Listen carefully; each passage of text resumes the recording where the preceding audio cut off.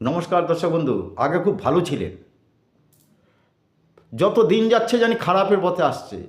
অনেকেই বলে ব্যবসা আগে কিন্তু আমার খুব ভালো চলছিল, যত দিন আসছে জানি প্রায় বন্ধের মুখে দাঁড়িয়ে আছে বা দাঁড়িয়ে পড়েছে। এর কে, কোন গ্রহ এর জন্য দায়ী? তা সেই গ্রহটাকে যদি আমরা ঠিক করতে পারি, হ্যাঁ, তার সাথে কিছু কানেকশন তো থাকেই। সেই কানেকশন যদি প্রয়োজন হয় যোগাযোগ করবেন, বলে দেবো। এর মেন কারণ কারক গ্রহ হচ্ছে কেতু।